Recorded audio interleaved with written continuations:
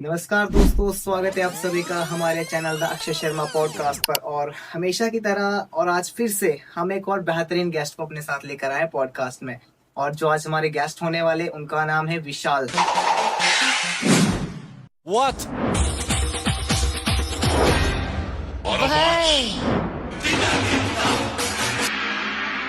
Choose your destiny.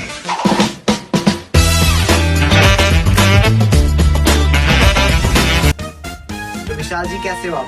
मैं बहुत अच्छा हूँ, आप बताइए। सर, मैं भी बहुत ही अच्छा। और काफी लंबे परिश्रम के बाद आज हमारी टॉक विशाल जी से हो पा रही है। तो सबसे पहले तो विशाल जी, आप हमें बता दीजिए अपने बारे में हल्का सा। बेसिकली मैं एक कैप आर्टिस्ट हूँ और मैंने इंडिया के 6 इंडियन टीवी रियलिटी शोज में परफॉर्म करा है। That's amazing. एंड रिसेंटली मैंने इंडिया को रिप्रेजेंट करा है रोमानियाज गॉट टैलेंट में।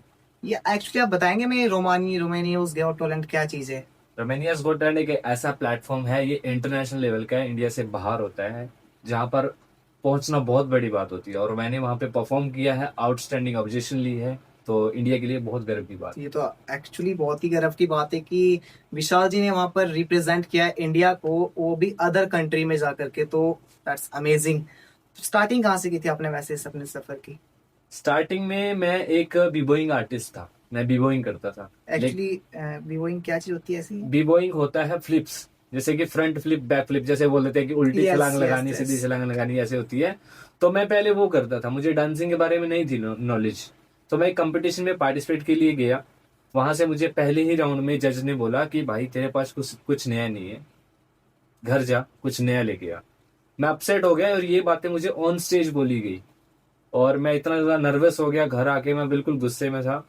मैं अपने रूम में गया तो मैंने देखा एक कैप पड़ी थी मेरे घर पे, मुझे नहीं पता वो कैप कहाँ से आई। मैंने उसको उठाया, फेंक के मारा गुस्से में, यहां से कैच कर लिया। मुझे लगा भाई एक मूव है, फिर से उठाया फिर से फेंका ऐसे गुस्से में।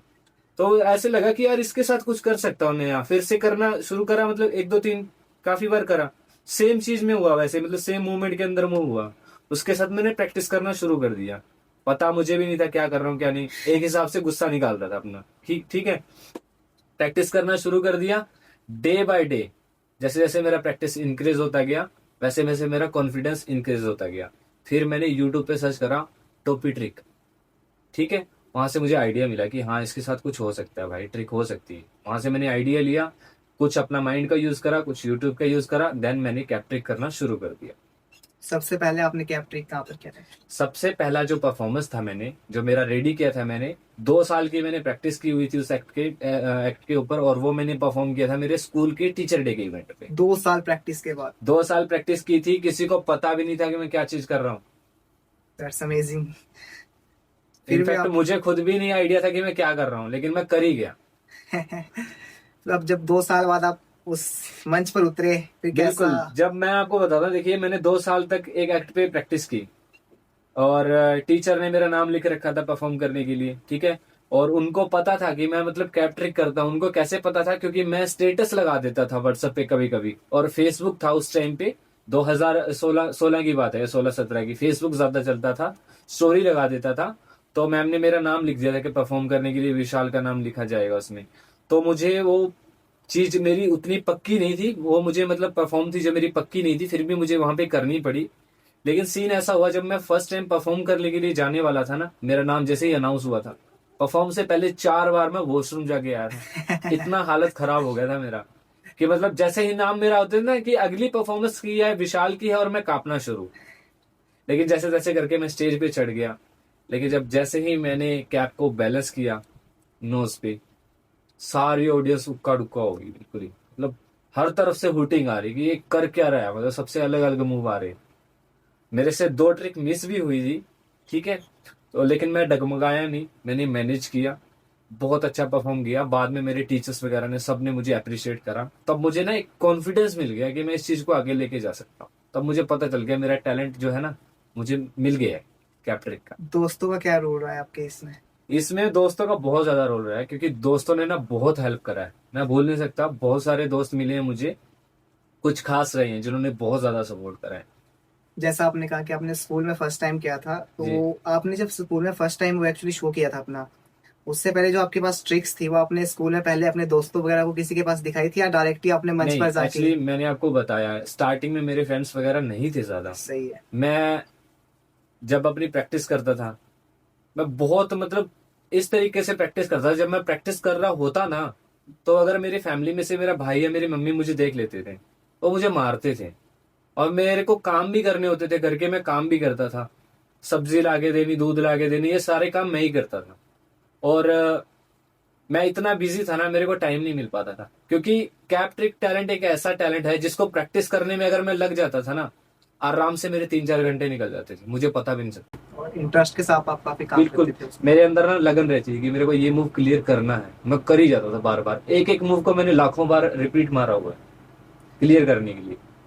तो अभी आपने कहा कि स्कूल में जो आपने शो किया था, मैं एक और क्वेश्चन उसमें पूछना चाहूंगा कि स्कूल में आपने डायरेक्ट ही शो किया था, जी आपने किसी को बताया तो था नहीं। जी, उससे पहले कुछ कुछ फ्रेंड्स आपके ऐसे होते हैं जो आपको अलग तरीके से जज करते हैं, बिल्कुल बिल्कुल। आफ्टर शो उन्होंने अलग तरीके से देखा होगा, नहीं यार विशाल जी ये क्या कर रहे हो हाँ, आप? बिल्कुल बिल्कुल बिल्कुल। देखो, फ्रेंड की अगर बात पूछ रहे हो तो मैं आपको बात बताता हूँ। मेरा एक खास फ्रेंड था जिसका नाम है सचिन, ठीक है। अब उसने ना मुझे आगे बढ़ने में बहुत ज्यादा हेल्प करा है। जब मैं मतलब कैप्ट्रिक प्रैक्टिस करता था, उसको पता तो था कि मैं करता हूँ, लेकिन जब मैंने स्कूल में परफॉर्म करता था उसको ज्यादा पता चल गया था कि मैं ये चीज में इस फील्ड में कर रहा हूँ काम। तब उसने मुझे मोटिवेट किया था, मतलब हेल्प किया था बहुत ज्यादा। और अब आज तक वो मेरे रिमेम्बर है, मेरे फ्रेंड।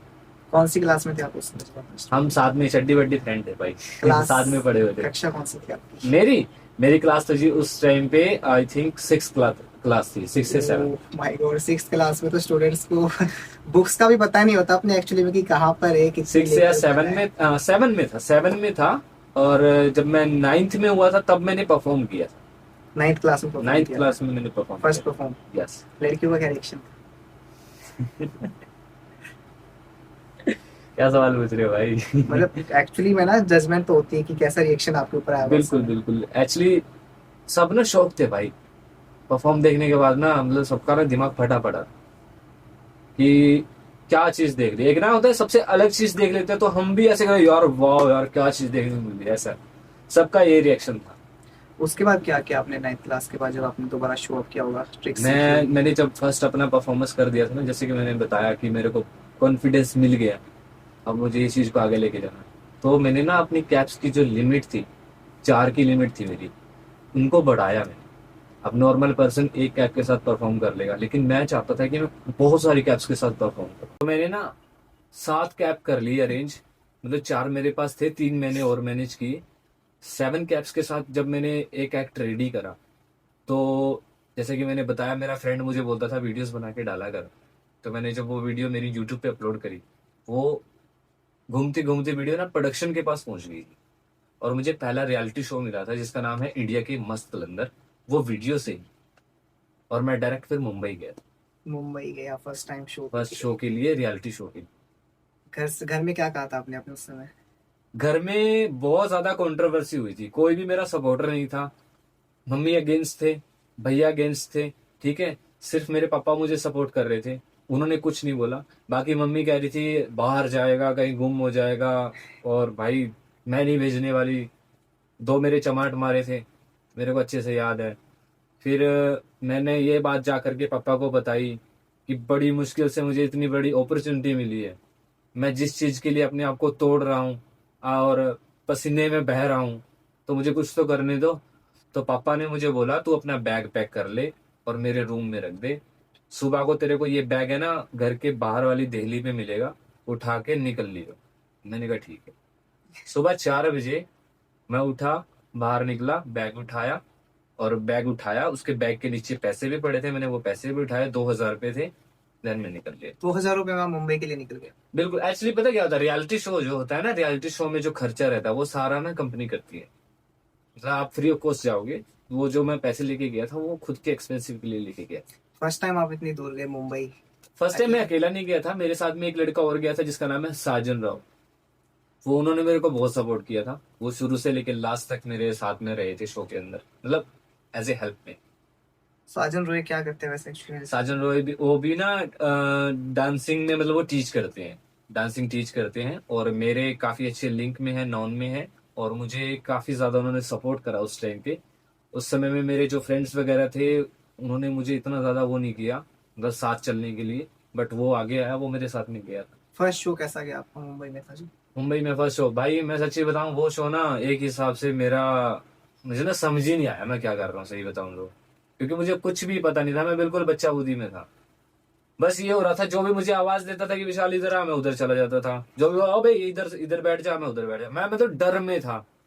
परफॉर्म के टाइम भी मैं ऐसे था, बिल्कुल ऐसे, मतलब जैसे तैसे करके निपटा दिया था। जब भी मेरे से वो मिस्टेक हो गई थी, और एक मिस्टेक की वजह से मुझे आउट कर दिया गया था, लेकिन नेक्स्ट टाइम फिर मुझे ऐसा नहीं हुआ कि मैं मतलब शो से बाहर निकल गया तो आगे कुछ नहीं करूंगा, नहीं। अगली बार के लिए मैंने ऐसा ठान लिया था कि जो मिस्टेक अभी हुई है नेक्स्ट टाइम नहीं हुई। वैसे आप मिस्टेक बताओगे एक बार, क्या मिस्टेक कर दी थी आपने वैसे? मिस्टेक सिर्फ एक, मतलब जैसे मैं कैप को पकड़ के ऐसे टर्न कर रहा था, तो ऐसे टर्न कर रहा था ना, ये जैसे अभी फिसल गई हाथ में से, ऐसे फिसल गई थी, हल्की सी मिस्टेक हुई थी, कोई नॉर्मल पर्सन नहीं पकड़ पाएगा, जजेस ने पकड़ ली थी, गीता माँ, जानते शो रहोगे आप। कैसा रहा आपका शो, मतलब लास्ट में एक्सपीरियंस कैसा लगा था जब आपका शो पूरी तरह से कंप्लीट हो गया आफ्टर शो? इंडिया के मस्त कलंदर वाला, यस। एक्चुअली सही बताऊं, वो शो के बाद मेरे लाइफ के काफी सारे दरवाजे खुल गए। मैं सोशल मीडिया पे आ गया, वहां पे वीडियोस पोस्ट करना शुरू किया, अर्निंग सोर्स बन गया, ठीक है, इवेंट्स वगैरह मिलने लग गए, लोग जानने लग गए। फिर मैंने मेरा नाम विशाल प्रोचा से विशाल कैप किंग बना दिया था, क्योंकि मैं कैप का किंग बन गया था, एक हिसाब से मैं ये मानता था। That's right. और उसके बाद घर तो आए होगे वापस? हाँ, मैं घर आया। एक्चुअली जब मैं घर आया था तो मतलब स्टार्टिंग में जब तक टेलीकास्ट नहीं हुआ था मेरा एपिसोड, घर आया, काफी डांटा था मम्मी ने, पापा ने बोला कैसे गया, मैंने कहा सही हो गया, बिल्कुल अच्छा गया। अरे चलो ठीक है। उसके थोड़े दिन बाद जैसे ही मेरा परफॉर्म टीवी पे टेलीकास्ट हुआ, तो फिर मम्मी को भी खुशी हुई, भाई को भी खुशी हुई, उन्होंने फिर कुछ नहीं बोला मुझे। एक्चुअली आप विलेज से आते हो शायद, गांव से? हाँ बिल्कुल कौन सा गांव है आपका? मेरा मुनक गांव है, मुनक। तो ऑडियंस देख सकते हो आप, एक छोटे से गांव से टीवी तक का सफर कितना स्ट्रगल वाला रहा है भैया का। तो भैया आगे आप हमको इतना बता दो कि अगर कोई यूथ है एज अ वर्ड, और उसे अपना कोई ऐसा शो क्रिएट करना, किसी भी प्रकार की कोई ट्रिक सीखनी हो, एग्जीक्यूट करनी हो, हम्म। तो अपने आप को कैसे वो इस स्थिति से बाहर निकाल सकता है पेरेंट्स प्रेशर के थ्रू? मतलब जो पेरेंट्स प्रेशर को दूर करे कि मतलब फर्स्ट ऑफ संभाल ऑल, के। अगर किसी भी पर्सन को अपने ड्रीम को या फिर अपने पैशन को आगे लेके जाना है, या कोई भी चीज किसी भी फील्ड में लगा लो, डांसिंग जरूरी नहीं है, किसी भी फील्ड में लगा लो, तो फर्स्ट ऑफ ऑल उसके ऊपर होना चाहिए कॉन्फिडेंस पूरा, कि भाई ये चीज का मेरे पे कॉन्फिडेंस है और मैं ये चीज कर लूंगा। और दूसरी चीज है भाई, आलस नहीं लाना है अपने अंदर। अगर आप ये सोचोगे ना कल कर लूंगा, शाम को कर लूंगा, 1 घंटे बाद कर लूंगा, कुछ भी नहीं होने का। मेहनत करो भाई, दबा करके, तुम्हारा बॉडी है, तुम उसको जिस हिसाब से ट्रीट करोगे उस हिसाब की बनेगी। और रही बात पेरेंट्स की, कि पेरेंट्स से वो कैसे जूझेगा, तो भाई देखो पेरेंट्स को क्या चाहिए, पेरेंट्स को चाहिए कि बच्चा सेटल हो जाए, सही बात है। ठीक है। पेरेंट्स इसलिए बोलते हैं हमें पढ़ाई कर लो, काम कर लो, वो चाहते हैं सेटल हो जाओ, वो तुम्हारी सक्सेस देखना चाहते हैं, ना कि तुमको नीचे रोकना चाहते हैं कि भाई तू ये चीज करी जा बस। अब कोई भी पेरेंट्स नहीं चाहता कि उनका बच्चा कहीं पे जाके बर्तन धोए, झाड़ू लगाए, नहीं चाहता, वो चाहता है कि वो सेटल हो जाए, उसकी अच्छी लाइफ हो जाए। लेकिन वो पेरेंट्स का भी एक तरीके से सही है हमको ट्रीट करना, पर बच्चे का भी उतना ही हक बनता है यार। अगर वो मेहनत दबा के करेगा, वो रिजल्ट अगर पेरेंट्स को देगा, तो वो चीज उनको मिलेगी, तो वो आपको अलाउ करेंगे, डेफिनेटली करेंगे। स्टार्टिंग में मेरे साथ हुआ था, मुझे मतलब मेरी फैमिली ने मारा, गालियां दी, बहुत बहुत गंदी तरीके से ट्रीट करा, आज वही फैमिली मुझे सपोर्ट करती है भाई। That's amazing. काफी लोग के पर्सनली मुझे डीएम भी आए हैं कि एक्चुअली हमारे पेरेंट्स हमें सोशल मीडिया पे वर्क ही नहीं करने देते हैं। एक्चुअली पेरेंट्स को मैं एक ही चीज कहना चाहूंगा, अगर पेरेंट्स आप बच्चों को सोशल मीडिया से दूर रखोगे, उनको किसी एक्टिविटी में पार्टिसिपेट करने से या फिर उनको ज्वाइन करने से मना करोगे, तो इसमें बच्चा आपका ढीठ बनेगा, गलत काम करेगा। उसको थोड़ा टाइम दो, एटलीस्ट उसको इतना टाइम तो दो जितने टाइम में वो मतलब आपसे मांग रहा है, कि अगर वो आपसे 1 साल 6 महीने मांग रहा है, अगर उसके अंदर आपको रिस्पॉन्स मिल गया, उसको कंटिन्यू रखो, अगर नहीं मिल रहा फिर आप निकाल दो। That's amazing. और काफी हमने, क्योंकि हर एक पर्सन को टाइम मिलना जरूरी। जैसे कि आपने कहा कि हर पर्सन को टाइम मिलना जरूरी है, बट बिल्कुल। आज के समय में एजुकेशन एक ऐसा प्लेटफॉर्म बना दिया गया है हमारे पेरेंट्स के द्वारा कि जस्ट एजुकेशन को टाइम दो। वो किसी सेकंड टर्म पर टाइम देने के लिए अनाउंसमेंट करते ही नहीं है, समय देते ही नहीं कि वो क्या करें ऐसा एक्चुअली नहीं में। है, देखो मैं नहीं मानता हूँ कि एजुकेशन ही सब कुछ है। मैं मानता हूँ एजुकेशन हमारे लिए जरूरी है, किसी पर्सन से बात करने के लिए, कहीं पे जाने के लिए या फिर कोई चीजों को समझने के लिए एजुकेशन जरूरी है, लेकिन एज ए टैलेंट मैं नहीं मानता कि सब कुछ एजुकेशन ही है। अब कुछ लोग ऐसे भी है जिनके पास डिग्रियां पड़ी हैं, वो तो खाली बैठे हैं घर पे भाई। That's right. और मान लो एजुकेशन के साथ जॉब लग गई, अगर बच्चे का ड्रीम है वो पूरा नहीं हुआ तो घंटा क्या करेंगे भाई उसको डिग्रियों का, तो उसका ड्रीम ही आधा रह गया। तो सही कहा आपने। आई विल सी, जब मैं रूम में आया सबसे पहले स्टूडियो में, तो मैंने एक चीज देखी यहाँ पे, कि आप देख रहे होंगे यहाँ पे कि 90% 99% पीपल वही अनसक्सेसफुल हो जाते हैं जो कि एक्सक्यूज निकालते रहते हैं। ये नहीं होना चाहिए। उनके लिए आप किस तरह से कहेंगे कि एक्सक्यूज को कैसे वो डिपेंड करें अपनी लाइफ में? कौन से उसमें एक्सक्यूजेज आते हैं ना हर पर्सन के, वो 90% मेरा खुद का भी मानना है कि मैं खुद यहाँ पर प्लेटफॉर्म पर बैठा हूँ, एज अ पॉडकास्ट ले रहा हूँ। ओके ओके 17 ईयर मेरी अभी एज है, 17 साल एज है मेरी अभी, और मैं खुद से जाकर कहूँ कि नहीं यार 17 साल की एज है अभी, क्या करना है यार पॉडकास्ट, यार जस्ट 2 साल वेट कर लेता हूँ, उसके बाद स्टार्टअप करूंगा। ये भाई एक हिसाब से ना आलस है। नहीं। मतलब मेरा कहने का मतलब ये है, देखो एक हिसाब से ना बंदे का ना मतलब आगे बढ़ने का जो वो रहता है, कल पे छोड़ता है वो, कल में भाई उसकी कल आती नहीं है। राइट। जैसे कि एक्सक्यूज है ना, एक्सक्यूज कभी खत्म ही नहीं होते हैं। एक शुरू किया, दूसरा आ गया, दूसरा खत्म किया, तीसरा आया, एक्सक्यूज चालू रहेंगे। अगर ये करोगे ना आपकी आज का काम कल करना है तो मैं अभी कर देता हूँ, अपना कल को फ्री, तो भाई अभी करो। इसके लिए कहावत भी काफी पुरानी मैंने सुनी है कि आज करे सो अब कर, हाँ कल करे सो आजकल, आज करे सो अब। बिल्कुल तो काफी आपने सही भी कहा, और मैं भी यही चीज कहना चाहूंगा ऑडियंस को कि एक्सक्यूजेस को अपने लाइफ में ना ही आने दे तो सही रहेगा। बिकॉज जस्ट मैंने आते सारी पोस्टर देखा, यहाँ पे फ्रेम लगी है, इसमें लिखा था कि no excuses, 99% of failures come from people who have the habit of making excuses. कि जब आप अपने ऑटोमेटिक आप एक्सक्यूजेस लाओगे अपनी लाइफ में कि नहीं मैं नहीं कर सकता हूँ, बिल्कुल फिर वो कहाँ पर वो चीज सक्सेस होगी। बिल्कुल। और विशाल जी ने भी इसका सॉल्यूशन भी हमें बताया कि आलस ना करे तो सही रहेगा आप लोगों के लिए भी। एक लगन होनी चाहिए। अगर आपका इंटरेस्ट है, देखिए अगर आपका इंटरेस्ट है, अगर आपको वो चीज करके दिखानी है, मैं आपको 100% श्योरिटी दे रहा हूँ कि अगर आपके अंदर वो चीज की तलब है ना कि वो मुझे करके दिखानी है, आप एक्सक्यूज आने नहीं दोगे। राइट है सर, आपको वैसे आएगा ही नहीं। विजुअलाइजेशन को मैं यहाँ पर रखना चाहूंगा, बिकॉज की काफी ऐसे क्रिएटर्स और काफी सक्सेसफुल पर्संस का है, वो कहते हैं कि विजुअलाइज करते रहना चाहिए। बिल्कुल जब आप विजुअलाइज करते रहोगे, आप सोचते रहोगे उस चीज को कैमरे के सामने, कहीं पर भी उसे लिख लोगे।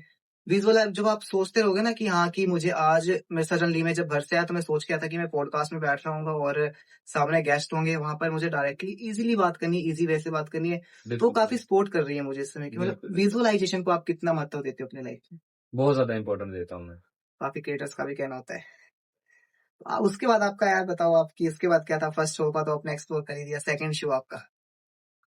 मेरे शोज बहुत ज्यादा हैं, बताते बताते हुए शाम न हो जाए, बट ये फिर भी मैं बताऊंगा जो मेरे अच्छे अच्छे शोज रहे हैं उनके बारे में बताऊंगा। सेकेंडली जो मेरा शो रहा था सबसे बेस्ट वाला बताऊंगा मैं आपको। सेकंड जो शो रहा था मेरा रहा था केरला सिटी का शो, जो कि साउथ इंडिया का शो है। वहां पे मैंने अपने आप को रिप्रेजेंट करा था, और वहां का जो शो था ना, मुझे इतना अच्छा रिस्पेक्ट, इतना अच्छा खाना, इतना ज्यादा मोटिवेशन, तो सब चीज वहां पे बेस्ट मिली। मेरी लाइफ का एक रहता है मेमोरी बन जाना, वो शो मेरे लिए एक मेमोरी शो रहा है। उसके बाद में मैंने काफी सारे शोज करे हैं, लाइक मैंने 2024 में मैंने साउथ इंडिया का शो करा। उसके बाद ना इंडिया के शो करने के बाद, मैं सच्ची बताऊं भाई क्या हो गया, इंडिया के शो करने के बाद ना मेरा ना इंडिया के शो करने का ना मन नहीं करा। लेकिन क्यों? क्योंकि भाई आप ये चीज मानते हो कि इंडिया वाले जो है ना सही आर्टिस्ट को कभी सपोर्ट नहीं करेंगे। आजकल के बंदे सिर्फ इंस्टाग्राम यूट्यूब पे क्या देख रहे हैं, रील्स, और रील्स में क्या देख रहे हैं है ना? राइट है सर। सिर्फ वहीं पे उनका ध्यान है। मैं कह रहा हूँ आप टैलेंट की वीडियो अपलोड कर दो, उस पर 10 लाइक आएंगे। वहीं आप अपलोड कर दो भाई, क्या लाइक आएंगे, क्या व्यूज आएंगे। सिर्फ वही चीज चल रहा है। मैं आपको रियलिटी बताया है। तो ये चीजों से मैं थक गया था, क्योंकि मेरे पास टैलेंट है भाई, मैं कहीं भी जा सकता हूँ, टैलेंट के दम पे जा सकता हूँ, मेरे को कॉन्फिडेंस है, मेरे को भरोसा है। तो 2024 के बाद से मैं सर्च करने लग गया कि अब मैं इंडिया को रिप्रेजेंट करूं, और रिसेंटली मैंने इंडिया को रिप्रेजेंट करा Romania's got talent. That's amazing, clapping now for you. Outstanding objection के साथ में रिप्रेजेंट करा है, बहुत ज्यादा अच्छा एक्सपीरियंस रहा मेरे लिए। बहुत बड़ी मतलब एक बड़ी बात है कि मैं एक छोटे से गांव से अंग्रेजों के बीच में जाके मतलब परफॉर्म करके आया। राइट कासल जैसा आपने भी किया, परफॉर्म करके इंडियाज गॉट टैलेंट में।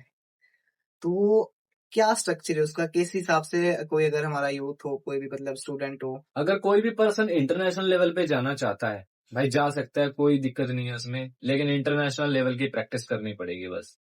आपको कितने साल हो चुके हैं लगभग अभी इस लाइन में? मुझे देखिए मैंने स्टार्टिंग की थी 2014 के लास्ट में, लेकिन इंटरनेशनल तक पहुंचने में मुझे 11 साल का समय लग गया। पेशेंस जरूरी है बहुत ज्यादा। एक दिन में मकान नहीं खड़ा होता, एक दिन में महल नहीं बनता, ठीक है। वहीं आपको सक्सेस होना है, एक दिन में नहीं हो पाओगे। वो आपका लक है भाई, वो किस्मत है। किसी किसी की होती है कि वो 10 दिन में बंदा वायरल हो गया, वो खाली इंस्टाग्राम पे ही वायरल हुआ है। आपको आर्टिस्ट लाइन में आगे जाना है तो आपको सब्र करना पड़ेगा, हर एक चीज बनानी पड़ेगी। सबर का फल मीठा होता है। बिल्कुल बिल्कुल। एक अलग पहचान बनाने की ना अलग से प्रैक्टिस भी उतनी ही करनी पड़ती है जितना आपको नाम बनाना। तो आपने जैसा कहा कि 11 साल आप हो चुके हैं, कितना कमा रहे हो आजकल? देखिए स्टार्टिंग में मैंने बहुत अच्छा अर्निंग किया। जब ये जो चाइनीज एप्लीकेशन जिनको बोल देते हैं आज, पहले टिकटॉक विकटॉक थे ना, जैसे ये एप्लीकेशन चलते थे, वहां से मैंने लॉट्स ऑफ अर्निंग की है। इतना अर्निंग किया है कि मेरा घर ना कच्चा घर था, मैंने सारा उसको नया बना दिया, मतलब फर्श वर्श सब लगा दिया। 3-3 गाड़ियां परचेस करके मैंने फोड़ी है। माय इतना गॉड। इतना अर्निंग मैंने किया हुआ है। अभी जो है, अभी सिस्टम सही है, ना कम है ना ज्यादा है, ठीक है। बाकी आप अगर आप किसी भी इन्फ्लुएंसर से पूछेंगे, उनका इनकम सोर्स पूछेगा, कोई नहीं बताएगा कि मैं 5 लाख कमा रहा हूँ, 10 लाख कमा रहा हूँ, कोई भी नहीं बताएगा। बट मैं बता देता हूँ, मेरा मंथली जो भी मेरा महीने का खर्चा रहता है वो आराम से निकल जाता है। मैं इतना कमा रहा हूँ, मैं किसी से, मेरे को किसी से मांगने की जरूरत नहीं है भाई, मैं अपना काम चला लेता हूँ। यूट्यूब चैनल भी आपका एक्चुअली है, एक्चुअली मैं सही बताऊं, मैंने सारे प्लेटफॉर्म पे काम करा है, लेकिन मैंने यूट्यूब पे कभी भी काम नहीं करा, बट वही क्योंकि मैं एक बात बताऊं, मैं थोड़ा सा उस चीज के पीछे ज्यादा था जहां पे मुझे ये चीज ज्यादा मिल रही थी। क्योंकि यूट्यूब पे मुझे ना सच्ची बताऊं, मुझे यूट्यूब पे पैसा इतनी जल्दी नहीं मिला।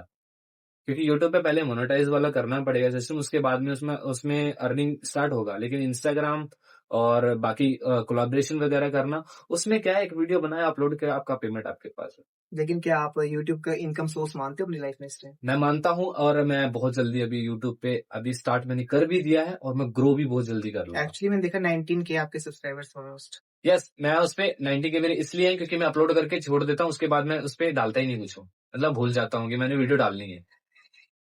एक वो बात आ गई ना, कॉन्सिडेंसी नहीं है मेरी उसमें। अगर मेरी लगन होगी, अगर मैं उस पर काम करना शुरू करूंगा, मैं ऑलरेडी इस पे कर सकता हूँ, क्योंकि ऑलरेडी मेरे इंस्टाग्राम पे 1.5 लाख से ज्यादा फॉलोअर्स है। That's amazing. देखा है 100 के से प्लस आपके सब्सक्राइब Yes, है yes, yes. इंस्टाग्राम पे। ब्रांड प्रमोशन वगैरह तो आपको आते हो? इसलिए मैं ज्यादा नहीं करता हूँ, बट पे क्योंकि अगर ब्रांड प्रमोशन करूंगा तो मैं मेरा जो हाँ, टैलेंट आर्टिस्ट है वो पार्ट। थोड़ा सा अलग, कंटेंट अलग हो जाएगा। बट ऐसा भी नहीं है कि करता नहीं, करता हूँ, डांसिंग वाले करता हूँ। काफी लोगों का, मैं सर आपसे पूछना चाहूंगा कि काफी लोगों का ये स्ट्रक्चर रहता है कि मतलब इंस्टाग्राम पे रील्स बनाना वो स्टार्ट करते हैं और सोचते हैं कि शायद हमारे पास काफी अच्छे खासे फॉलोअर्स होंगे और रीच हमारे पास अच्छी होगी तो हमें ब्रांड प्रमोशंस आएंगे और लाखों के ब्रांड प्रमोशंस आएंगे। क्या ये भाई रियलिटी है देखो, सच में? यही यहीं से ना जो क्रिएटर्स हैं, आजकल के जो क्रिएटर्स हैं, यहीं से मार खाते हैं। कैसे? स्टार्टिंग में ही प्रॉफिट सोच के चलते हैं भाई, नहीं हो पाएगा। स्टार्टिंग में आपका काम है आपकी प्रोफाइल को बिल्ड करना, अपने आप को वहां पे दिखाना कि मैं ये बंदा हूँ, ये चीज कर रहा हूँ और ये चीज मैं करता हूँ। ये चीज आप शो करोगे, अपने आप ही तुम्हारे पास ब्रांड आएंगे।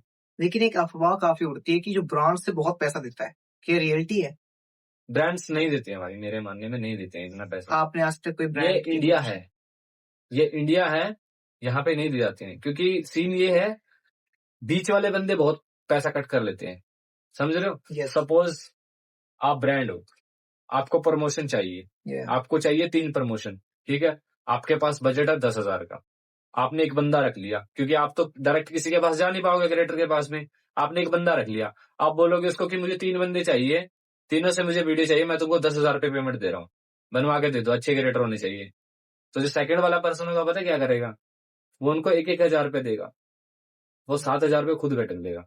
अब आप समझ गए होगे कि वैसे जैसे कि आपने कहा, वैसे ये सी चीज हमने होते हुए देखी भी है, बट फिर भी ब्रांड्स ने आपको हाईएस्ट कितना पेड किया है? लगभग बता दीजिएगा, आप ऐसी चीज नहीं अगर बता सकते, लगभग जस्ट ऑडियंस हाईएस्ट के लिए, बिकॉज काफी इंस्टाग्राम ऐसे लोग हैं जो कि जानना चाहते हैं कि ब्रांड्स ऐसा कितना पैसा देता मैक्सिमम 35। है। यस। That's amazing. वाओ, लेकिन काफी अच्छी बात भी है 35 केज एक ब्रांड प्रमोशन। उसका स्ट्रक्चर क्या रहता है एक्चुअली? ब्रांड से किस टाइप से वो आपको पे करते हैं? आपको क्या करना पड़ता है उसके? फर्स्टली वो आपकी प्रोफाइल चेक करेंगे कि आप किस फील्ड में काम कर रहे हो, कौन सी कैटेगरी में काम कर रहे हो। फिर वो सोचेंगे कि इसके पास इस लेवल के ऑडियंस है, इसके पास हमें जाना चाहिए। फिर आपसे वो कांटेक्ट करेंगे। देन वो आपको बोलेंगे हमारे ब्रांड को प्रमोट करो। उसके बाद हम उनका जो मतलब उनका ब्रांड होगा वो मैं सीन करूंगा, ठीक है। उसके बाद वो ना अपनी तरफ से एक मुझे स्क्रिप्ट देंगे कि ऐसा स्क्रिप्ट है ये हमारा, इसके बिहाफ पे आप हमें वीडियो शूट करके दोगे। अगर मुझे वो स्क्रिप्ट बढ़िया लगी तो मैं उस पर काम करके दे दूंगा। लेकिन अगर मेरे पास खुद का स्क्रिप्ट रेडी होता है तो मैं मेरा स्क्रिप्ट उनको दूंगा कि मेरे पास ऐसा कंटेंट है, मैं ये पोस्ट करके दूंगा आपको अपनी साइड से। तो जो उनको पसंद आता है ना वो फाइनल कर देते हैं। उसके बाद वो वीडियो पोस्ट करवाते हैं। पोस्ट करने के बाद इंस्टेंटली आपका पेमेंट है जो आपके बैंक अकाउंट में सबमिट कर देंगे वो। आज के समय सबसे ज्यादा ब्रांड प्रमोशन किसे मिल रही है? किस टाइप के क्रिएटर को मिल रही है आपके साथ? सच एज जिम क्रिएटर कोई होते हैं? अभी के टाइम में मैं सही बताऊं इसका मेरे पास अभी आंसर नहीं है, क्योंकि पता क्या अब आजकल हर एक को ही मिल रही है एक हिसाब से देखा जाए तो प्रमोशंस। क्योंकि आजकल ना सब ना सोशल मीडिया में भाई उलझे पड़े हैं सब। 24 घंटे मतलब सोशल मीडिया। क्या डिस्ट्रैक्शन है इस समय स्टूडेंट्स के लिए social media such as Instagram? Distraction नहीं है। अगर अच्छे वे में देखो तो भाई बहुत अच्छा है सोशल मीडिया। मैं गलत नहीं बोल सकता क्योंकि मेरा लाइफ स्टाइल चेंज करने वाला सोशल मीडिया ही है। लेकिन उस पर सही तरीके से काम करे तो बेस्ट है भाई, सही में बेस्ट है। बेस्ट तो आपने जैसा कहा सही भी है वैसे। लेकिन लेकिन मैं सोशल मीडिया को गलत इसलिए नहीं बोल सकता क्योंकि मेरी सिलेक्शन भी रियलिटी शो में सोशल मीडिया के जरिए ही हुई थी। तो विशाल जी, आपकी अभी तक आपको किस प्रकार की प्रॉब्लम्स का फेस करनी पड़ी अपने इस सफर में? मुझे मेरी लाइफ में ना बहुत सारी प्रॉब्लम्स का फेस करना पड़ा है। जैसे कि देखिए स्टार्टिंग में मेरी फैमिली मुझे सपोर्ट नहीं करती थी, दैट्स राइट। ठीक है। उसके बाद मेरे पास ना फाइनेंशियली प्रॉब्लम बहुत ज्यादा रही क्योंकि मैं एक छोटे से गांव से हूँ, छोटे से घर से हूँ, मिडिल क्लास से हूँ। तो जैसे मतलब मुझे इवेंट्स वगैरह में जाना होता था, मेरे पास पैसा तो होता नहीं था। फ्रेंड्स वगैरह से मांग के, किसी से उधारी लेके। एक ना आपको इंसिडेंट बताता हूँ। मेरे स्कूल में ना एक टीचर थे जिनका नाम है पारस सर। तो वो ना मेरे टैलेंट से इंस्पायर थे। मतलब जैसे जब मैंने आपको बताया कि मैंने फर्स्ट टाइम परफॉर्म करा था टीचर डे के इवेंट में, तो उन टीचर ने मुझे बोला था कि आपको जब भी ना किसी भी चीज की प्रॉब्लम हो मुझे आके बोल देना। तो मैंने कहा ठीक है। फिर भाई मुझे जब भी किसी भी इवेंट में जाना होता था ऑडिशन के लिए, तो मैं जाके उनको बोल देता कि सर कल को मुझे चंडीगढ़ जाना है, सर कल को मुझे लुधियाना जाना है। वो क्या करते थे, मतलब मैं उनको पहली बेल लगती थी मेरी, उनको पहली बेल में बोलता था, दूसरी या तीसरी बेल तक वो मुझे 200 300 500 जितने हो सकते थे वो मुझे दे देते थे। उसके बाद मेरा काम चल जाता था। लेकिन उन्होंने इतना सपोर्ट किया तो मेरे वो रिमेम्बर है भाई, उन्होंने बहुत सपोर्ट किया मुझे। आज वो आई थिंक ऑस्ट्रेलिया में है बट मेरे लिंक में है, मेरे याद है उन्होंने बहुत सपोर्ट करा है। स्कूल के टीचर का सपोर्ट मिलना कहीं ना कहीं एक बहुत ही इंपॉर्टेंट चीज होती है। और कैसा फील कर रहे थे आप उस समय कि नहीं आ रहे तो स्कूल का टीचर जिसके साथ आपको पढ़ाई नहीं उसके साथ? वो ना सच बताऊं वो टीचर जैसा मतलब अपने आप को कभी वो टीचर बोलते ही नहीं थे एक हिसाब से। वो मतलब बिल्कुल मतलब घुल मिल के रहते थे, ना किसी को डांटना। और वैसे भी हम भाई उनकी क्लास जरूर अटेंड करते थे। उनका तरीका इस तरीके का था, मतलब पढ़ाने का मजा आता था। घर से कितना सपोर्ट मिला आपको पैसों को लेकर? कमर्शियली मुझे घर से कोई सपोर्ट नहीं मिला भाई। घर मैंने बताया मैं ऑलरेडी मिडिल क्लास से हूँ, तो घर वाले क्या ही सपोर्ट करेंगे मुझे, क्योंकि वैसे घर चलाना ही पॉसिबल नहीं था उस इनकम का टाइम। सोर्स क्या था आपके घर वालों को उस समय? कुछ नहीं, सिर्फ दिहाड़ी मजदूरी। और आज एक ऐसा लड़का दिहाड़ी मजदूरी करके रियलिटी टाइम टीवी शोज पर आ रहा है, इंडिया को रिप्रेजेंट कर चुके हैं अदर कंट्री में जाकर के। इस जो आपका ये सफर रहा है, टांग खींचने वाले भी मिले होंगे? बहुत ज्यादा मिले हैं। कोई इंसिडेंट? इंसिडेंट तो नहीं है पर अभी कुछ बोलूंगा तो विवाद हो जाएगा, पर ना बोले तो अच्छा है। बट एक ही चीज बोलना चाहूंगा, जो हेटर्स थे मेरे जिन्होंने हेट किया, या सक्सेस होने से पहले लगा लो या सक्सेस होने के बाद लगा लो, तो भाई अच्छा ही किया क्योंकि उनके हेट से ही आई थिंक मैं आगे निकल गया। मैं यही बोलना चाहूंगा और कुछ दैट्स अमेजिंग। हेटर्स फिर भी होता है यार, आप हल्का सी बताओ ऑडियंस को, हेटर्स ज्यादा अपने थे या फिर? देखो हेटर जो होते हैं अपने ही होते हैं, आपको भी पता है हेटर्स अपने ही होते हैं। पर रिलेटिव्स? एक चीज ये है कि मैं यही कहना चाहूंगा, जैसे मतलब जो भी हेटर्स थे मेरे और जो भी हैं, भाई वो हेट करते रहो, तुम तभी जितना मैं- हेट करोगे मैं उतना मेहनत करूंगा अपने आप पे, मैं आगे और ज्यादा आगे जाके दिखाऊंगा उनको। अभी मैंने एक कंट्री में रिप्रेजेंट करा है इंडिया को, नेक्स्ट टाइम मैं दूसरी कंट्री में रिप्रेजेंट करूंगा। Maybe I soon represent India on America's got talent. That's a greatest moment for us now and ever. Indians हमें है तो काफी अच्छा लग रहा है। बिल्कुल बिल्कुल। हमें भी काफी अच्छा लग रहा है आज कि हम एक ऐसे शख्स के साथ बैठे जो कि इंडिया को रिप्रेजेंट कर रहा है इंटरनेशनल लेवल पर। द रोमानियोज गॉट टैलेंट शायद इस नाम करके वो शो जी, था जी। एक्चुअली, और काफी अच्छे स्क्रिप्ट्स भी करते हैं, काफी स्टंट करते हैं अपनी कैप के साथ। एक स्टंट हल्का से दिखा दो ऑडियंस को, Yeah, बिकॉज sure. अभी तक बातचीत ही चल रही है ना, हल्का से बिल्कुल पता बिल्कुल चले। बिल्कुल, एक्चुअली जरूरी है ये जो मेरा टैलेंट है वो देखना। Let's see. भाई and last one. That's amazing यार, ग्रेटेस्ट। वैसे आजकल क्या कर रहे हो आप, मतलब अभी रिसेंटली मैं इवेंट्स ही कर रहा हूँ। कोई सडनली इन फ्यूचर कोई बड़ा इवेंट्स जिसके लिए आप तैयारी कर रहे हो या फिर सोच रहे हो जाने के लिए वहाँ? बड़ा तो देखिए, मैंने आपको बताया इंडिया के काफी इवेंट्स कर लिए, मैंने काफी शो कर लिए, रियलिटी शो। पर मुझे वो मजा नहीं आया जो इंटरनेशनल में मजा आया। एक अलग ही वाइब आती है, एक अलग ही फील आता है कि यार भाई हाँ सच्ची में शो कर रहे हैं। उसके बाद जब इंटरनेशनल शो करने के बाद लोगों का प्यार मिलता है जो, वो सबसे अलग ही होता है। तो अभी मेरा ये मानना है कि मैं अभी इंडिया कंट्री को ना अलग अलग कंट्री में जाके रिप्रेजेंट करूँ। अभी मेरा जो मेन फोकस रहेगा वो इंटरनेशनल शोज पे रहेगा। अभी मैंने रोमानियस गॉट टैलेंट में किया है, सून में अभी तैयारी करूंगा अपनी अमेरिकास गॉट टैलेंट की, उसके बाद ब्रिटेन गॉट टैलेंट की। ऐसे ही मैं हर कंट्री में जाके इंडिया को रिप्रेजेंट करूँ। बहुत ही अच्छी बात कही आपने। तो फैमिली का सपोर्ट भी होगा कहीं ना कहीं तो यार, उसको अब भी तो है, एक्सप्लोर देखो करना। अब तो मुझे सपोर्ट है, अब नहीं मैं कुछ कह सकता फैमिली के बारे में। अब तो अगर मुझे कहीं जाना हो तो मेरे लिए तैयारी वही कर देते हैं। That's पहले amazing. नहीं करते थे, पहले तो डंडा तैयार रखते थे, अब तैयारी कर देते हैं। फिर भी आपने कहा कि आपका पापा का सपोर्ट था आपको उसमें। हाँ, पापा का सपोर्ट मुझे शुरू से लेकर एंड तक रहा ही। उन्होंने कभी भी मुझे मारा नहीं बाकी अदर्स के साथ अपोजिट रहता है, पापा खिलाफ रहते हैं, मदर्स का सपोर्ट रहता है। है।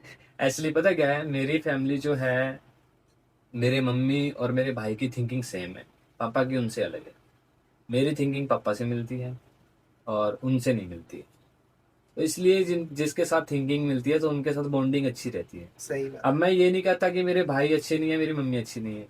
अच्छे हैं वो मेरे फायदे के लिए, मेरी सेटलमेंट के लिए बोलते हैं मुझे कि मैं ये चीज ना करूं। स्टार्टिंग में बोल रहे थे, अब मैंने उनको सेटल होकर दिखा दिया तो वो कुछ बोल ही नहीं सकते।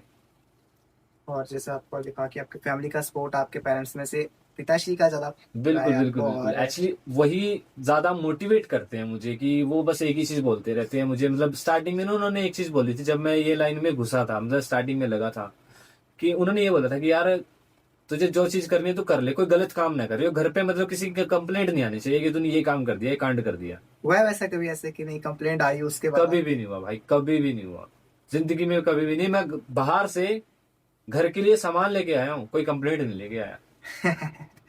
दोस्तों का कितना सपोर्ट रहा वैसे आपको यार इतने सफर में अपने? दोस्तों का काफी सपोर्ट रहा है। देखिए स्टार्टिंग में मैंने बताया, मेरा एक फ्रेंड भी था सचिन, उसने मेरे को बहुत ज्यादा सपोर्ट करा। और स्टार्टिंग में कुछ और भी मेरे फ्रेंड्स थे, जैसे कि पहले नंबर पे तो सचिन आ गया, ठीक है, दूसरे नंबर पे अनिल भैया आ गए। और इन्होंने मतलब ऐसे करा है कि स्टार्टिंग में मुझे जब कैप वगैरह परचेस करनी होती तो मैं ना उधारे पैसे ले लेता था इनसे, क्या तू मुझे 10 रुपए दे दे मैं तुम्हें फिर दे दूंगा। उससे 20 रुपए ले, ऐसे जमा करके ना पैसे कैप परचेस करता था मैं।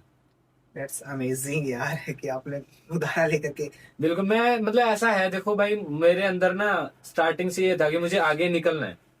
मैं जिस चीज पे काम कर रहा हूँ ना, अब वो मेहनत वेस्ट नहीं जाने दूंगा कि यार आधे में छोड़ दूंगा जो चीज शुरू करी है। कॉन्फिडेंस भी था और यकीन भी था कि भाई जाऊंगा ही जाऊंगा, इस चीज को आगे लेके गया भी। काफी अच्छा, जैसे कि आपने कहा कि गया भी हूँ और जाता भी रहूंगा। और काफी अमेरिका में रिप्रेजेंट करने चाहते हैं हमारे भाई वहां पर अपने आप को, एक इंडियन कंट्री को, इंडिया को अदर कंट्री में, और वो भी अमेरिका में जाकर के रिप्रेजेंट करना चाहोगे। वहां पर डॉलर्स कमाएंगे जाकर भैया, बिकॉज और डॉलर्स की कीमत काफी बढ़ रही है एक्चुअली, 95 to 98, और काफी जल्दी लगता है और भी बढ़ सकता है। मोदी जी ने तो कह दिया एक्चुअली में कि सोना कम खरीदो, बाहर की ट्रिप्स कम करो, देश को यार आगे नहीं लाओगे आप। Cancel for just few days. any answer on this question? I have no question. No नहीं। answer, no question on this. सही कहा वैसे आपने। चाह भी नहीं सकता ना साइड में आपके स्ट्रक्चर से लेकर बिल्कुल, के। लेकिन आपकी जो स्ट्रगलिंग रही है, और यार गांव से उठ करके आप इतने लंबे स्टेज पर गए हो, और इतने बड़ी अदर कंट्री में आपने इंडिया को रिप्रेजेंट किया है, जी। तो कोई ना कोई स्ट्रगलिंग का ऐसा इंसिडेंट तो जरूर होगा जो आपको याद होगा अभी, और उसको प्लीज बताइए आप हमारी ऑडियंस को कि स्ट्रगल के दौरान आपको करना कोई ऐसा इंसिडेंट आपके साथ हुआ हो। स्टार्टिंग में हाँ, स्ट्रगलिंग के दौरान आपकी। मेरे पास एक इंसिडेंट है, जब मैं ना गर्मियों के दिन है, जैसे अभी गर्मियां आ रखी हैं, यस यस। अभी मई मंथ चल रहा है, उस समय मेरे ख्याल से जून जुलाई का मंथ होगा, मैं अपने घर की छत पे ना प्रैक्टिस कर रहा था। मेरा सीन ऐसे था भाई, मैं मतलब घर की छत पे प्रैक्टिस पता है कैसे करता था, मेरा सारा कच्चा था, वो छत कच्ची थी, उसके ऊपर मैं कपड़ा बिछा लेता था ताकि कैप्स मेरी गंदी ना हो। यस। मैं प्रैक्टिस करने लग रहा था दोपहर के टाइम में, क्योंकि जब घर वाले सो रहे थे। इतनी गर्मियों में। हाँ, क्योंकि मेरे अंदर लगन थी भाई। और सीन ये हो गया, जब मैं प्रैक्टिस करने लग रहा था ना, बड़ा भाई मेरा ऊपर आ गया, मतलब प्रैक्टिस करते हुए ऊपर आ गया, उसने मेरे को देख लिया प्रैक्टिस करते हुए। भाई उसने ना, दोपहर में कुछ तो मैं वैसे ही पसीने में भीगा हुआ था, उसने मेरे को बहुत गंदी तरीके से पीटा, बहुत ज्यादा गंदी तरीके से, मतलब एक है ना ऐसे आंखों पे थप्पड़ मारने, ऐसे मारे मेरे कि मैं छोड़ दूंगा वो चीज, पर मैं हटा नहीं, मैं कर ही गया वो चीज। मतलब मैं रोया, पूरा रोया, मतलब ये कहते हैं ना मार खाने के बाद नींद बड़ी अच्छी आती है, तो वो सीन हो गया। मतलब जैसे उसने मतलब पहले कुटापा चढ़ा दिया मेरे, मैं आराम से सो गया। जैसा कि यहाँ पर विशाल जी ने अपना खतरनाक इंसिडेंट हमें बताया एक्चुअली। वो मैं भूल नहीं सकता कभी भी, लाइफ टाइम नहीं भूल सकता, वो इंसिडेंट मेरे याद रहेगा भाई। जब भी गर्मियां आएंगी ना, वो इंसिडेंट मेरे को याद आएगा। ठंड में क्यों नहीं। ठंड में नहीं आएगा, क्योंकि गर्मियों में मेरी एक तो गर्मी से मतलब पहले ही हालत गर्म हो रखी थी, फिर धुलाई से और गर्म होगी। फिर भी यार काफी स्ट्रगलिंग की आपकी लाइफ रही है, दैट्स अमेजिंग यार। और आप, अब मैं चाहूंगा कि अगले 5 साल जो थोड़ा मतलब समय हम अपनी ऑडियंस के लिए निकाले और यूथ के लिए निकाले, कि उसमें हम कुछ टॉपिक्स जो कि हम अपने यूथ के लिए टॉपिक्स पे बातचीत करेंगे आपस में, कि आपको अगर केप ट्रिक्स वगैरह के, जैसे आपके पास एक अलग यूनिक टैलेंट है, जी जी। सच एस किसी स्टूडेंट के पास अलग यूनिक टैलेंट है, बट इंडिया में अपने आप को ग्रो नहीं कर पा रहे उस टैलेंट के साथ, क्या आप उसको कुछ हेल्प कर सकते हो, इसमें बता सकते हो कि किस प्रकार से अपने टैलेंट को वो एक लेवल पर ला सकता है, दिखा सकता है मंच पर। श्योर, जैसे कि मैंने आपको बताया कि मेरे भी ग्रो होने में ना सोशल मीडिया का हाथ रहा है। अब सोशल मीडिया बहुत ज्यादा स्ट्रॉन्ग वे है अपने आप को आगे लाने का आज के टाइम में, क्योंकि एक वीडियो पता नहीं क्या से क्या बनाती थी बंदे को, ठीक है। तो अभी कोई भी आर्टिस्ट है, देखो मैंने आपको बताया कि स्टार्टिंग में एक बार में एक वीडियो डालने से कोई भी बंदा वायरल नहीं होता। अपने आप को प्रेजेंट करो, आपका वीडियो टैलेंट का अच्छा सा निकालो, पोस्ट करो, कंटिन्यू पोस्ट करते रहो, डेफिनेटली एक ना एक दिन वो चीज जाएगी। सेकेंड ऑप्शन ये रह गया कि एक तो आपने सोशल मीडिया पे कर लिया, सही है। सेकेंड ऑप्शन ये, आप इवेंट्स में जाओ, जितना लोगों से मिलोगे, जितना लोगों के साथ कोलैब वगैरह करोगे और स्टेज शो करोगे, उतना आपका कॉन्फिडेंस भी बिल्ड होगा, आपका टैलेंट भी निकल के आएगा, लोगों को भी पता चलेगा आपके टैलेंट के बारे में, आपके बारे में। सही इस बात तरीके से वो अपने आप को ग्रो कर सकते हैं। प्लस अगर आप ये चीज सोच रहे हो ना, मैं आपको सच बोलूंगा, मैं झूठ नहीं बोलूंगा, मैं मिडिल क्लास फैमिली का लड़का हूँ, मैं ये किसी को भी धोखे में नहीं रखूंगा, कि अगर आप चाहोगे कि कोई बंदा पहले से शो में गया हुआ है, आप उसके पास में चले जाओगे और आप सोचोगे कि यार उस बंदे के जरिए आगे निकल जाएगा, कोई ऐसा बंदा नहीं है कि वो उसके पास में जाएगा और उसको टीवी शो में पहुंचा देगा, कभी भी नहीं होगा। वो होगा तो सिर्फ यूज करने वाला काम होगा, सही नहीं होगा भाई, मैं रियलिटी बता रहा हूँ। कोई बंदा कितना भी बोली जाए कि मेरे पास आ जा, मैंने शो कर रखे हैं, मैं तुझे वहां पहुंचा दूं, वहां पहुंचा दूं, नहीं पहुंचा सकता। अगर हाँ। बंदे के अंदर वो वैल्यू ही नहीं है, उसके अंदर वो टैलेंट ही नहीं है, कहाँ से पहुंच जाएगा। आपके साथ हुआ कोई ऐसा इंसिडेंट? मैं भाई किसी के सहारे नहीं गया, मैं अपना खुद के दम पे गया हूँ जहां भी गया हूँ, ना मैं किसी के पीछे लगा ना मैं लगूंगा। मेरे को खुद पे भरोसा है, मेरी मेहनत पे भरोसा है, मैं अपने आप जाऊंगा। सही, जैसे कि अपने टैलेंट सभी हमने दिखाया, अपने जिस प्रकार के स्टंट्स करते हो काफ़ी अमेजिंग भी है, और काफ़ी आपने शोज भी कर लिए इस समय, अदर कंट्रीज में भी कर लिए, इंडिया में भी कर लिए, लेकिन आपकी मुझे अभी भी एक बात हल्का सा आंसर चाहिए कि आपने कहा था कि इंडिया में मज़ा नहीं आ रहा है कुछ। हाँ, इंडिया में मजा इसलिए नहीं आ रहा क्योंकि यहाँ के जो लोग हैं ना, वो टैलेंट को इतना ज्यादा सपोर्ट नहीं कर रहे हैं। पॉलिटिक्स का आप इसमें कितना बड़ा? मेरे को भाई पॉलिटिक्स के बारे में देखो, मेरे को नहीं नॉलेज है, मैं पॉलिटिक्स पे ना तो कभी देखा मैंने, सच बताऊं, ना ही मैं मूवीज देखता हूँ, ना ही मैं पॉलिटिक्स देखता हूँ, ना ही मैं न्यूज देखता हूँ। मैं सिर्फ अपने आप को देखता हूँ, अपनी प्रैक्टिस को देखता हूँ, लिटरली मैं बता रहा हूँ। लेकिन क्या आप मतलब आप एक सजेशन अगर हमारे देना चाहो कि आर्ट को लाने के लिए, आप इस टैलेंट को आगे लाने के लिए, कि हमारी सरकार इसमें क्या चेंजेस कर सकती है कि जो हमारे काफ़ी टैलेंटेड स्टूडेंट्स हैं उन्हें बड़े मंच पर परफॉर्मेंस करने का मौका मिले? क्या ऐसा चेंज लाना चाहिए आपके हिसाब से? हाँ, एक आर्टिस्ट को आगे बढ़ने के लिए पता क्या चीज चाहिए? वो कोई सरकार वरकार नहीं कर सकती, ये अपने लोकल बंदे भी कर सकते हैं। इवेंट्स के अंदर पार्शलिटी करना बंद करो, अपने आप आर्टिस्ट आगे आए। डिस्क्राइब करेंगे आप इसको थोड़ा सा? डिस्क्राइब, जैसे कि मान लीजिए सपोज कीजिए कोई ऑर्गेनाइजर शो करवाता है, ठीक है, उसमें जो विनर्स होंगे ना वो पार्शलिटी के दम पे निकलते हैं। सही बात है आपकी एक्चुअली में। ये रियलिटी है भाई। अभी के रिसेंटली मैं खुद भी इवेंट कर रहा ना, मैं वहां पे भी ये सीन देख रहा हूँ।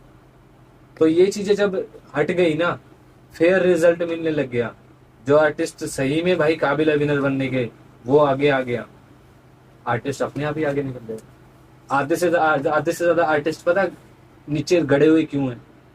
उनको वो प्लेटफॉर्म मिल ही नहीं पा रहा, उनको वो पोजीशन मिल ही नहीं पा रही। मैं देख रहा हूँ जो बंदा फर्स्ट आना चाहिए वो सेकंड आ रहा है, सेकंड आने वाला फर्स्ट आ रहा है, थर्ड वाला फोर्थ आ रहा है। बताओ, कोई पोजीशन ही नहीं मिल पा रही है उसमें। और लोगों को दिखता है भाई, जो चीज हो रही है वो चीज दिखती है। आप सपोज कीजिए मैंने आपके सामने परफॉर्म की, मेरा परफॉर्मेंस आपको अच्छा लगेगा, ठीक है, लेकिन एक परफॉर्मेंस मेरे ऑपोजिट एक और लड़के ने की, लेकिन अलग स्टाइल में की, तो जो चीज आपको शॉक कर रही है, लाइक अमेजिंग वाइब दे रही है, वो विनर बनने का हकदार है। मैं ये नहीं कहता मैं ही विनर, लेकिन उस साइड पे उसने परफॉर्म किया, लेकिन उसकी परफॉर्म मेरे से हल्की थी, तो वो बंदा सेकंड के लिए डिजर्व करेगा, ना कि वो फर्स्ट के लिए डिजर्व करेगा।